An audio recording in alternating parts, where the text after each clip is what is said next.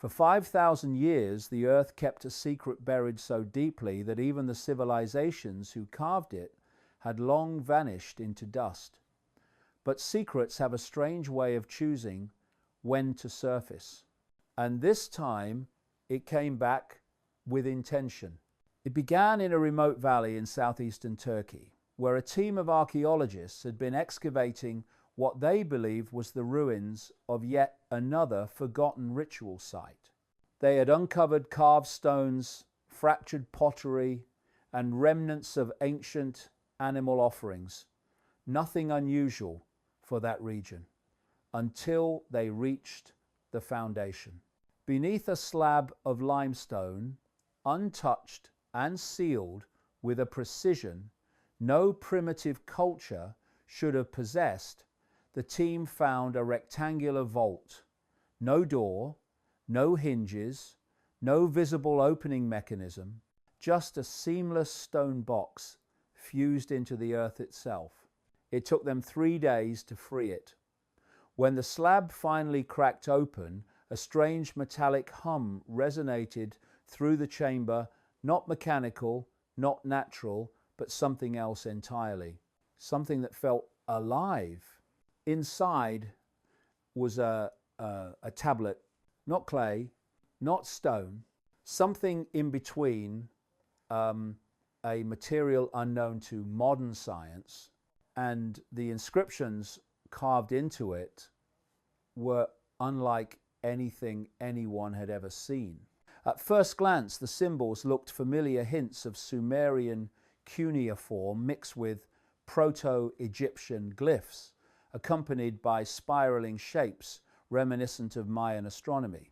But the more the team studied it, the more impossible it became.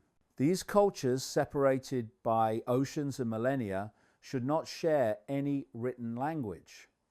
Yet here they were, woven together on a single artifact that predated them all. Before the tablet was even transported out of the dig site, the lead archaeologist, Dr. Armin Holden, felt an overwhelming sense of unease. There was something about the inscriptions, not just the shapes, but the energy behind them that made the air feel heavier, thicker, almost electrically charged. That night, Holden recorded a note in his field journal. This object does not belong to any known timeline. Its purpose feels deliberate, as if it was left for us not as a relic of the past, but as a message for the future. By the next morning, everything changed. Satellite communication from the site abruptly shut down. Military vehicles surrounded the camp. Armed officials demanded immediate access to the tablet, confiscating all notes, photographs, and recordings. The archaeologists were told the site was now under international protection due to national security concerns. Holden protested, insisting the find belonged to humanity, not to governments, not to authorities, not to secrecy. His objections were met with silence. The team watched helplessly as the tablet was sealed inside a black case, loaded into a steel transport truck, and driven away under heavy escort. By nightfall, the camp was cleared, the excavation filled in, and all personnel were ordered to sign non-disclosure agreements under threat of prosecution.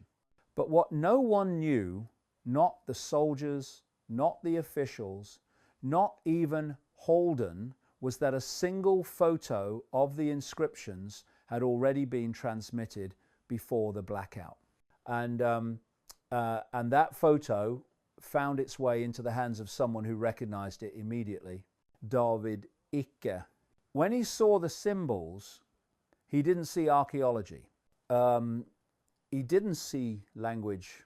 He saw a warning humanity was never meant to forget. A warning buried for 5,000 years until now. The leaked photograph of the tablet's inscription didn't circulate publicly. It didn't appear on news broadcasts or archaeological journals. It moved quietly, hand to hand, encrypted email to encrypted email, passed only among people who knew exactly how dangerous it was. When the image reached David Icke's desk, he didn't simply look at it, he recognized it. Not from books, not from research, but from the very pattern he had spent decades warning humanity about. Because these symbols weren't just writing, they weren't decoration. They were astronomical, spiritual, and dimensional all at once. They belonged to the ancient ones, the Watchers. Across the world, in every forgotten civilization, there were myths of sky teachers, beings who descended in blazing lights, who taught early humans mathematics, agriculture, and sacred knowledge. They were called by many names: the Anunnaki in Sumer, the Neteru in Egypt, the Shining Ones in Celtic lore, the Serpent Gods in Mesoamerica, the Sky People among the Navajo. Different cultures, different continents, different time periods, yet the stories were the same. And now, staring back from a tablet older than all of them, was the same message those civilizations had tried to preserve and failed. The inscription wasn't random. It was a cycle timeline. It described a repeating cosmic event that occurred every few thousand years, a period when the veil between realms thins, when consciousness expands, and when human beings begin to awaken from the perceptual cage that holds them. But the tablet was not just a map of the stars. It described a warning tied to this cycle, a warning about the split. The ancient ones wrote that humanity would one day reach a crossroads, a point when collective consciousness would either rise into a higher understanding or collapse into deeper illusion, a period they called the Great Dividing of Realities. During this time, they said two timelines would form: the path of awakening for those who reclaim their awareness, question everything, and reconnect with the infinite consciousness behind their existence. The path of forgetting for those who remain trapped in fear, distraction, and external authority, sinking deeper into the illusion of separation. The Watchers didn't describe this division as punishment. They described it as inevitable and natural phase in the evolution of a conscious species.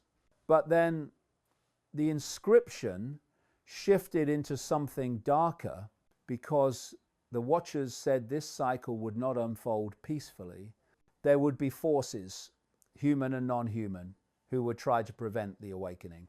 Forces who benefit from human beings staying unaware. Forces who feed on fear, confusion, and disconnection from source consciousness. And the tablet stated clearly, when the great cycle turns, systems will tighten, minds will cloud, and the illusion will expand its reach. Icke knew exactly what this meant. The Watchers had predicted the digital age. They had predicted algorithmic control. They had predicted mass distraction. They had predicted psychological warfare disguised as entertainment. They had predicted the age we are living in right now.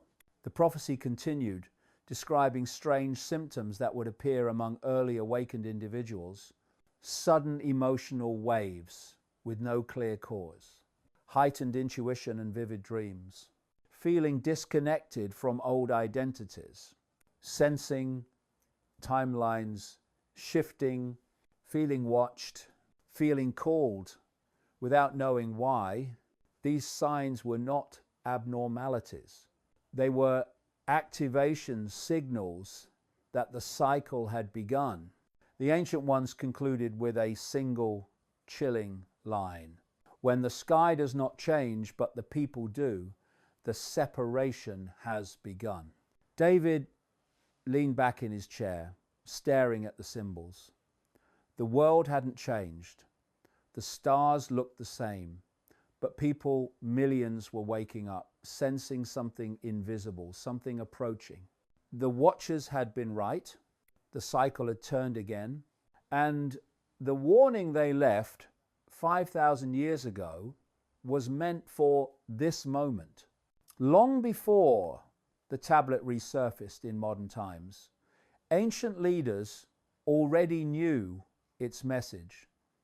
Not because they understood it, but because they feared it.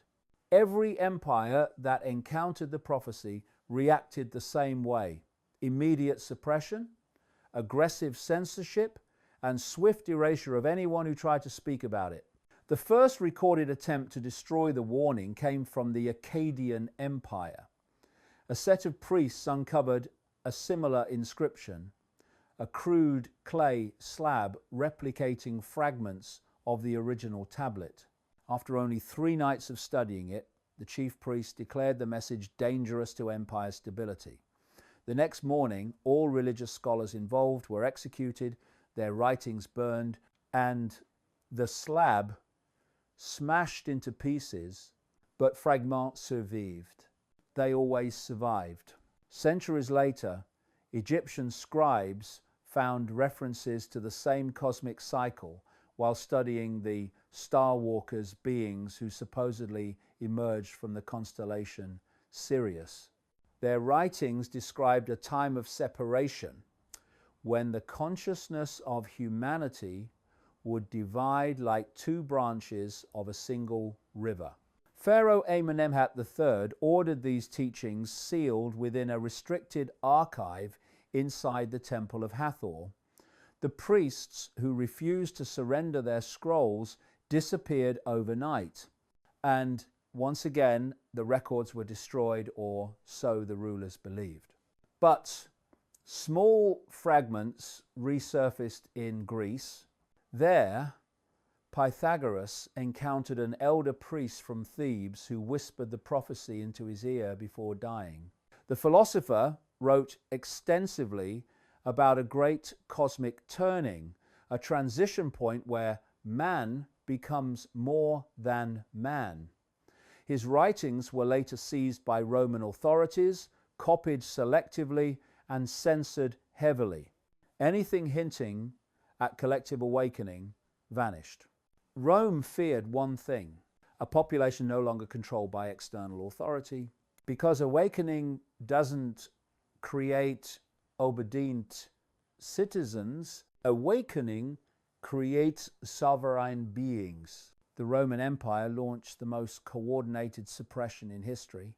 They burned Gnostic texts, executed mystics, silenced philosophers, and rewrote spiritual teachings into hierarchical systems that demanded obedience. The original teachings of early Christianity, deeply esoteric, centered on inner divinity and spiritual awakening, were declared heresy. The Gnostic Gospels, many of which directly reference the same cycle of awakening found on the tablet, were condemned and destroyed. Their message was clear: if humans learn what they are, we lose power. But the prophecy kept resurfacing. In Tibet, hidden scrolls spoke of a coming era called the Time of Mirrors, when humanity would be surrounded by illusions so convincing they would forget themselves completely. The warning was identical to the tablets. When distraction becomes the world's oxygen, awakening becomes the greatest threat to those in control. Even the Mayans recorded a similar cycle, not the end of the world, but the end of a phase of consciousness. A reset, a split. Their temples were later left abandoned, their astronomical records mysteriously destroyed when colonial forces arrived. And then the Great Silence began. For almost 1,000 years, the world entered a dark period where spiritual knowledge was smothered, altered, or locked away. Anything that hinted humanity was part of a larger awakening consciousness was dismissed as myth or demonized as sorcery. By the time the modern world emerged, the prophecy had been nearly erased from memory, not because it wasn't real, but because the systems built on control could not survive its truth. This is why the reappearance of the tablet in the 21st century was never allowed to be public. 5,000 years of suppression had not been enough. Those same forces now, more sophisticated, more psychological, more global, immediately recognized the threat. They understood what the ancients understood. When humanity awakens, control collapses. When perception expands, authority loses dominance. When the cycle turns, the illusion begins to break, and the illusion is breaking again. The great silence is ending not because those in power want it to, but because the prophecy can no longer be concealed. The cycle has returned, and now the modern world must face the same warning every ancient empire tried to bury. For thousands of years, the prophecy lay dormant, waiting for the moment humanity would unknowingly wander into the exact conditions described by the Watchers. And according to the tablet, that moment wouldn't arrive during war, famine, or collapse, but during a time that looked peaceful on the surface while being spiritually hollow underneath. A time when humanity would be surrounded by more information than ever before, yet understand less than ever before. A time when people could communicate instantly across the world, yet feel more isolated than any generation in history. A time when people believed they were free, yet lived inside invisible cages built from perception, distraction, and psychological manipulation. This era, the prophecy said, would be known as the age of fog. The fog wasn't literal. It was mental, emotional, and spiritual, a distortion field around human awareness. Not something seen, but something felt. The tablet described it with unsettling precision. Minds would be overloaded with stimulation.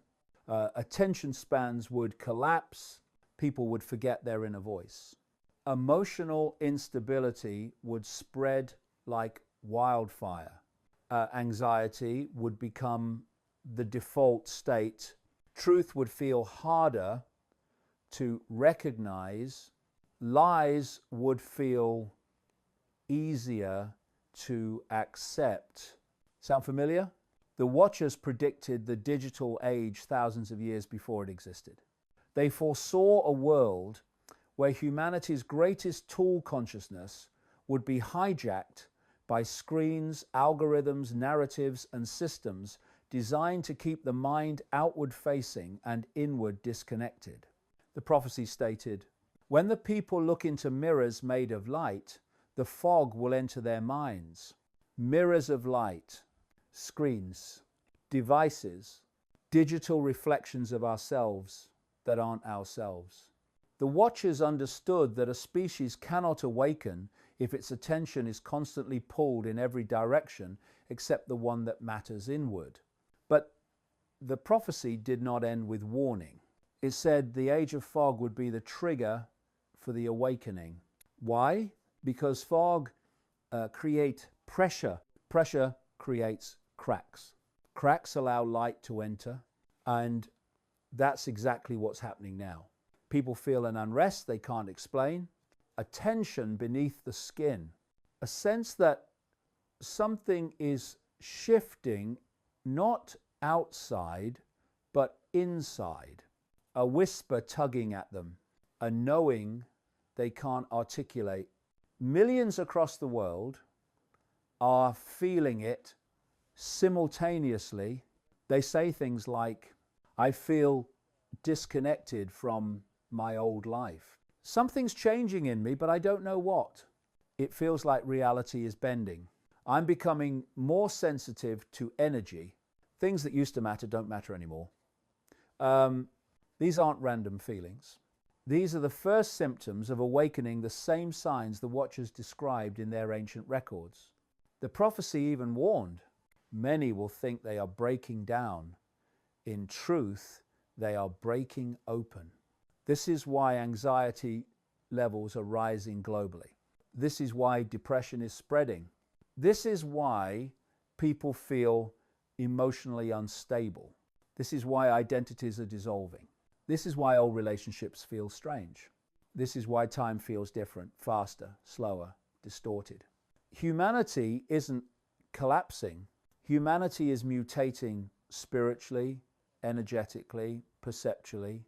The fog was never meant to destroy us. It was meant to force us back to our inner truth, because the watchers knew humans only awaken when the illusion becomes too painful to maintain. And now, for the first time in thousands of years, the cycle has returned. The age of fog has begun. And the warning, hidden, buried, erased, is now playing out in real time. The prophecy wasn't meant for ancient people. It was meant for you. For right now, for this turning point. The question is not whether the cycle is active. It is, the real question is, will you awaken or will you drown in the fog? For all the complexity of the tablet, the astronomical diagrams, the multidimensional symbols, the warnings about the fog, the most important part of the prophecy was surprisingly simple. The watchers left one sign that would reveal when the cycle had officially begun. Not a solar event, not a natural disaster, not a change in the sky. They warned that the shift would be announced inside human consciousness, not outside it. To the unawakened, the sign would feel like discomfort. To the asleep, it would feel like chaos. To the awakened, it would feel like a calling.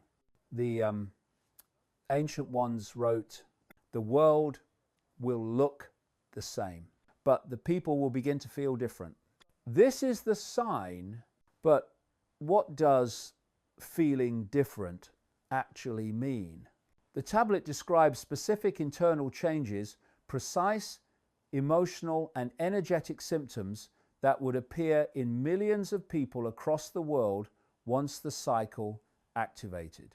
They warned that humans would begin to experience sudden emotional surges. People would feel waves of emotion, sadness, fear, euphoria, nostalgia rising for no obvious reason. Not as breakdowns, but as releases of old energetic patterns the fog had been suppressing. 2, intuition becoming uncomfortably loud. A deeper voice inside would start pushing through daily noise. Don't go there. Don't trust them. This is ending. This is beginning. Pay attention. Most would ignore it at first. Eventually, no one would be able to. 3, a sense of disconnection from the old self, jobs, relationships, habits, routines, the fabric of life would begin to feel foreign, like wearing someone else's clothes. This disorientation was not a flaw, but a signal. Your old timeline is dissolving.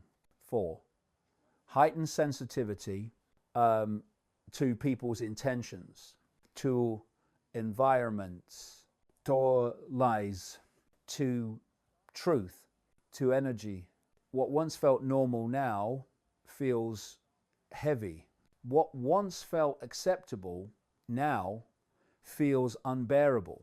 What once felt meaningless now feels deeply symbolic. 5, the collapse of emotional numbness. The watchers predicted that the fog would create emotional anesthesia, a dulling of inner awareness. But when the cycle activates, that numbness breaks. People start feeling again, sometimes overwhelmingly. This is not dysfunction. This is awakening. 6, a pull toward something unseen.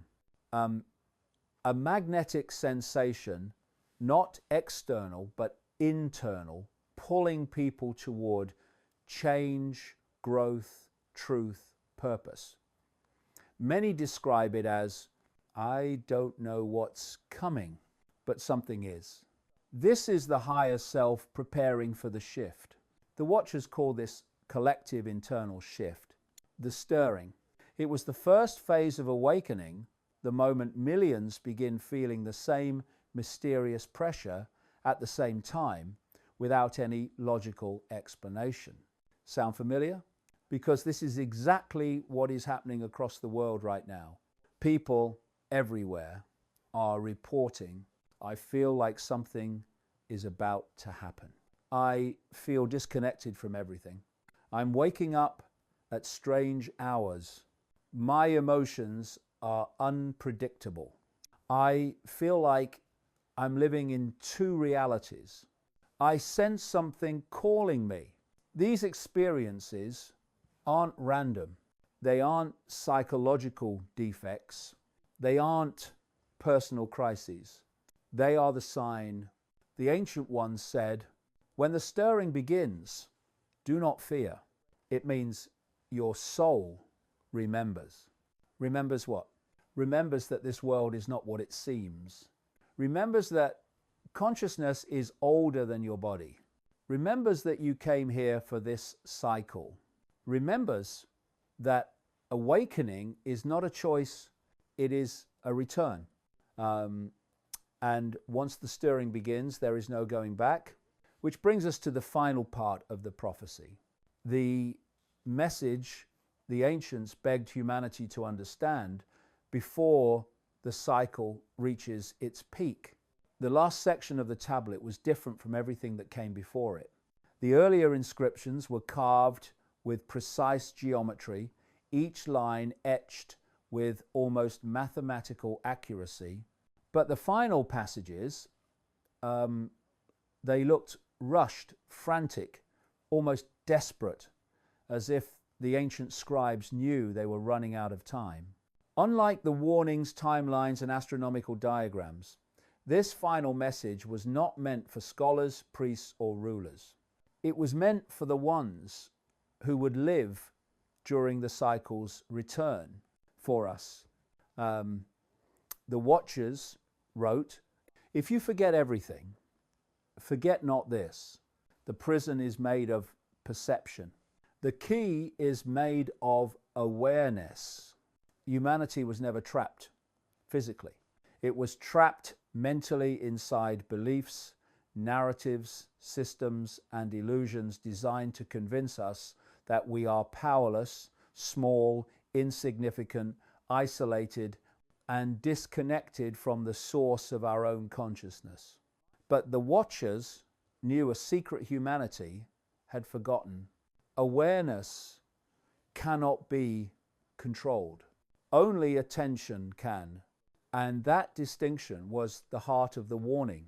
They described that in the final phase of the cycle, the fog would reach its peak.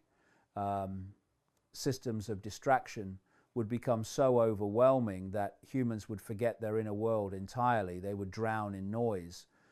They would mistake stimulation for truth.